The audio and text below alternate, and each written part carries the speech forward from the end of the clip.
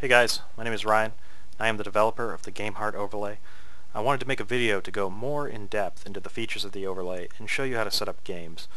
I have tried to make it as simple to use as possible, but even so, I am sure it will seem a little intimidating at first, so hopefully this will help. It is basically going to be an instructional video, so it will be pretty dry. Hopefully you guys have the patience to sit through it. Anyways, let's get started. So I'm going to search for GameHeart here in the arcade, and only one map pops up. Hopefully for you, by the time you're watching this, there will be many more. I'm going to go ahead and just hop right into it. And what we're going to get is an empty lobby, and with a number of player slots, all on the same team. So you can see there's only one team here, and this is exactly how it's supposed to be, so do not fret. Mode, there's only one mode, so you can ignore that. Teams, custom teams, leave that alone. I wish I could hide it or do something. Blizzard, if you hear this, you should give me the option to hide that. Game privacy, set this to whatever you want. And I am going to add 3 AI players to substitute for human players, which I do not have access to at the moment. As you can see, my friends list is very empty. And I am going to set them to Terran, Zerg, Terran. Two of these AI will end up being our players, and one of them will end up being a spectator with me. Make sure you set your players' races in this lobby, right? So whoever your players are, make sure they set their races correctly in this lobby. So we're just going to start the game, and from here it's going to go to the loading screen, and then once it's done loading, it's going to go into an in-game lobby, which I'm sure some of you are groaning or do not like that idea at all of an in-game lobby, but I think it's actually the best way to control this type of map and to give you the most options. It also enables you to start the game when you want it to start, rather than kind of relying on the loading bar, which is a little unpredictable and should make it easier to produce video content and weave that into your broadcasts a little bit more effectively, since you have more control over the timing. So when we first get in here, the first thing we see is the layout button, where you can select between the 6 layouts. I am going to set it to layout number 6 because that is my favorite. And the next option here is countdown time, which determines, there's a little countdown animation after you press the start button, and this determines how long that animation runs. If you set it to 0, it will instantly go into the game. The player's units will spawn right away. Let's set it to 3 because I want to show you a little bit of this animation, but I don't want to waste too much time. The next button here is spawn positions. So spawns all means that players can spawn in any position on the map relative to each other. Spawns cross only means they can only spawn in cross positions from each other. Cross and long means that they can spawn in any position relative to each other except for short by ground position. So if two bases are really close to each other by ground, they will not be able to spawn there. The rest of these options, let's leave until we're in the game, because I can show them to you a little bit more effectively. So now let's set up the players. Right, so I'm going to click this, and we get a drop-down menu with 6 different options: 1-player, 2-player, 3-observer, 4-observer, and so on. What does this mean? Well, obviously if I pick 1-player, it's going to make this guy one of our players. He's going to be number 1. I'm going to set this guy to number 2. But there's a little bit more significance to this than just that. So if we look at this drop-down menu, the numbers here to the left correspond to what hotkey you will use to lock onto their camera. So for me, I'm number 3. I'm the first observer, number 3, and in order to lock onto my camera, another observer would press the number 3 key. Okay? So if you want to lock onto player 1's camera, you will press Control 1. If you want to lock onto player 2's camera, you will press Control 2, and so on. So let's go over here to the player menu. Let's pretend that player 13 is not a computer, but in fact an actual person who is playing on a Smurf account.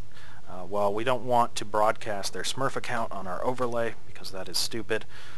So let's correct this to show their actual name by clicking on it and then typing in the name that we want to give them, which will be Billy Bob. And let's now pick his color. I'm going to make it orange. He's already set to Zerg, which is what I want, so that is good. Then we're going to click Pick Team button.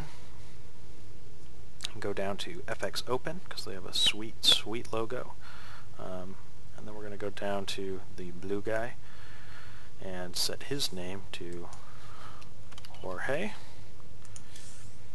And we'll leave him blue and Terran. And we'll set him to Evil Geniuses. And now we're pretty much good to go, so let's ready up. And we get our little countdown animation.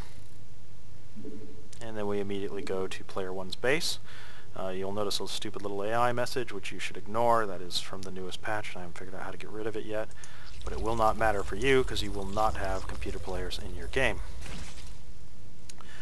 So, I'm going to show you some of the stuff that I skipped over in the lobby. But first, let's take a look at this. We get the nice FX Open logo here. We also get a bigger version of it right here. And we get the EG logo here and a bigger version of it right here. Players do not see the logos, so you don't have to worry about that. They don't see the logos, and they don't see your drawings either for when we get to the drawing segment a little bit later. I'm going to open up the settings menu now in the middle of the game here by pressing X. You can change the team logos directly from here if you want, so let's set the orange guy to a Zubu. Now he's on a Zubu. This is basically here in case you forget to set them in the lobby for whatever reason, but let's set them back to FX Open because I like FX Open's logo a little bit better. You can also change their names here in case you forget to do that in the lobby. And next we have the scoreboard. So the scoreboard is basically you know, like Starboard or something like that. It shows you the player scores and whether it's a best of 3, best of 5, or whatever. Right now it's set to best of 1, which hides the scoreboard. But if I set it to best of 3, you'll see that it pops up down here. Each layout has a different position for the scoreboard, so you can see it's on the left here now. Each layout has a little bit of a different spot for it. But right now we're going to go back to layout 6, and it'll be right here. So let's set it into a best of 5 with our orange player up by 1 game 2-1, and we'll just leave it there.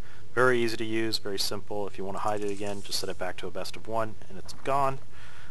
This GameHeart logo here, if you're gonna not have your scoreboard up, cover up the logo, you know. Don't worry about it. I mean, put your own logo on there. It's no big deal. That's what it's there for. So please do that. And then what else have we got here? Drawing glow. Let's ignore that till we get to the drawing section. Icons. That's these little resource icons. The mineral icon here, the Vespine icon, and so forth. Well, you can turn them off if you don't like them. Personally, I don't really care for them as much. I like to have as clean and at least as little cluttered an interface as possible, but some colorblind viewers may have trouble seeing the minerals and Vespine without them, so leave it at your discretion to decide whether you want them on or off. You can swap the player positions on the overlay right here very easily. So if you have, say, cameras or webcams or whatever that you want to put here, you can line them up very, very simply by pressing the swap button if you need to. Let's turn the icons back off. I like them without them. Strong colors. So what is strong colors? Strong colors is the strong team colors mod. Some of you may remember that. It became dysfunctional in the 1.5 arcade patch along with all other StarCraft 2 mods. It basically just made units more colorful, more brightly colored, and I think it looks really good. Let's turn it on. Yeah, I think it looks great. A lot of people like it. A couple of different organizations were using it to cast before it became dysfunctional. Let's go take a look at it in the blue base. Strong colors on, strong colors off. Oh, I think it looks much better. Personally, one thing you should be aware of is that players do see the strong team colors mod. They don't see the logos, they don't see your drawings, but they do see the strong team colors mod, so it's just something you should know. It really should be up to the tournament to decide. I mean, you guys are the ones paying the money, so I think players can just deal with it if they don't like it. It's my opinion anyways. Okay, let's move on to the logos button. Logos on and off, that's very obvious, very simple. Pick league. This is where you set your own league logo, right? So let's say you're CSL, you can set your CSL logo there, or if you're DreamHack, whatever. Let's set it to Esports Canada. These guys are really cool. They've been using the overlay for a while and given me great feedback. I really appreciate them adopting it early and helping me out. They have spent a good amount of time that they did not need to spend to help me, and I appreciate it. So that covers just about everything in this menu. You could always browse the hotkeys in here if you want by pressing the hotkey button and then going and looking through them. You should remember opening and closing the settings menu is the X button. Uh-oh, here we go. Maybe let's cover some stuff here while this fight is going on. You can see these health bars going down. Some of these units are getting kills. They're dying very rapidly. You can see this Marauder has 1 kill already in the top above his health bar here. So you can see how many kills a unit has now. Hopefully we can get some upgrades training. You can see when you select a building, it shows what that building is producing directly on the building. But if you want to not have to select the building and just have it always show, you can press Shift equals, and now the little icons will always show up. So you can see, we can see little roaches under production here. Hopefully these guys start researching some upgrades. I'd really like to show you upgrades. But let's wait until they do that. Oh, we're lagging. Okay. So, what else? Oh, let's cover zoom. I've recorded this video once before and forgot to cover zoom, and that's why I am doing it again. So, Shift X, you zoom out. Look at that. Isn't it beautiful? If you want to cover even more space, because this is not enough for you, you can press Shift X again, and you will zoom out ultra far, get a nice view of the stars. You can actually fit, or almost fit, the main, natural, and third all into the same shot. There certainly are maps where that is possible. To zoom back in, you can press Shift C. Unfortunately, that also is the EPM hotkey, so you might need to change that in the future if you want to use that hotkey. But you can also press Shift Z, which will just restore you to the default zoom level. Let's see. Looks like the Zerg player is not doing so hot. Hopefully he does not die, because I want to show you these upgrades. Go drones, go! Yeah, hopefully he does okay here. Wow, this Marauder's racking up the kills. What else should we talk about in the meantime? How about drawing tools? So you can draw now in the overlay. Let's switch back to production tab here. You can draw, and to do so, all you do is press the Q button. So I'm going to press Q, and it opens up the drawing menu here. There's actually a little button off to the left side that you can also click to draw. So you can open and close it using this button. So I'm going to hold Shift to draw a line. Very easy. And while you are drawing a line, if you would like to continue drawing, you just continue to hold Shift and click around. It's very easy. If you want to draw an arrow or turn your line into an arrow, all you have to do is hold Alt, and boom, it's an arrow, right? So I want to draw an arrow, hold Shift, and then Alt, you get an arrow, arrow. It always points in the direction of your second click. And, oh, Control. If you hold Control, it draws a circle. So you can combine these things in cool ways to make little, I don't know, tactical things like this. And you can hide these drawings by pressing Control Q, and then show them again by pressing Control Q again. You can press Shift Q to delete them, like so. And you can also draw in different colors. So let's open up our drawing menu again. We've set it to teal, so very easy to draw in teal. I don't know where these guys are going. Cowards. Ooh, we got a swarm host. I'm kind of new to HOTS. I haven't spent much time in it, so pretty cool to see. We get the little touchscreen panel here. So if closed again.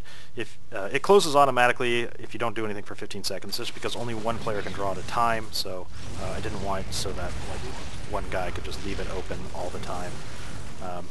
But if, for example, you are named AxeLab and you like to stand in front of screens and draw, you probably can't hold Shift. So you want to open this touchscreen menu here and set the timer to off. And then you can just click these buttons for draw line, right? So I click the draw line button, and then you can click around and draw a line. If you want to draw an arrow, you click the draw arrow button. It is very simple. Draw a circle. Let's draw a circle right there. You can undo from here as well. Show, hide, whatever you want to do. It's very easy. So let's see. We've got our upgrades having appeared on the bottom bar now. Which is pretty useful. And we can now demonstrate. Hopefully some of these guys have upgrades. Do any of them have upgrades? Yeah. So they have burrow, so the Hydralisk here has burrow, so you can see this upgrade appearing underneath his health bar. Units that have energy, such as this orbital command, you'll see their energy here as well.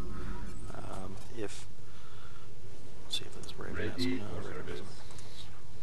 Talon player never likes to upgrade his stuff. Oh, the Marines have stim pack and combat shields. What else do I need to show you? Let me take a look at my notes here. I think I actually got pretty much everything, but I just want to be sure. Oh, did I not show the glowy stuff on the buttons? Yeah, this is kind of stupid, but you can adjust how glowy your drawings are. So now they're really glowy, not glowy at all, a little bit glowy, and so on. So that you can set. That's really just a preference thing. Nothing more than that. Covered zoom. Did I cover camera? No, I didn't. Okay, so let's see. If I select the Thor here and let me close the stupid settings menu. If I select the Thor here and press V or hold V, you can see that it switches to blue player's vision. If I select a Zerg unit and hold V, it shows their vision, which is very limited. If you want to do that permanently without holding V, you can press, if you remember we set our orange player to be number 1, so you press 1 and you get orange player's vision. If you want to lock onto their camera, you press Control 1, it locks onto their camera. Computers don't move their camera around, so this is not a great demonstration of this feature, but in any case, that is what you do. You can press the tilde or grave key to unlock yourself from whatever camera settings you are in. And if you want to switch to an observer's camera, you just press the corresponding observer number. So I'm number 3. If I want to switch to my own camera, which I can actually do even though there's no point, I'd press number 3. So I'm locked onto my own camera now, so see, I can't move anywhere. If I wanted to lock onto the other observer's camera, I'd press number 4. He's not looking at anything because he's a computer and does not care, so let's get away from him. What else do I want to show you? Oh, Shift B will hide the entire overlay, and of course you can use this in conjunction with the zoom out to catch just about everything, all of the action with nothing obstructing your view. And now let's zoom back in. And let's bring the overlay back. So that's really easy to use, just Shift B to hide the overlay. Yeah, it's pretty much everything. If you want to hide, if you don't like the health bars on the side, you can press Shift backslash to get rid of it. It's up to you. Anyways, I really hope that this video was helpful to you. I really appreciate you taking the time to watch this, and I hope you choose to use the GameHeart overlay for your production. If I've missed anything, or you have any questions or any suggestions, please feel free to contact me. My contact information should be in the description of this video. Ooh, I'm going to move away from this so it's not too loud. If there is for any reason, if for any reason you feel like your organization can't use the overlay but would really like to, please let me know that reason so that I can work on it in the future and improve it and get your attention again. All right. Thank you very much, and I hope you choose to use it. Thank you.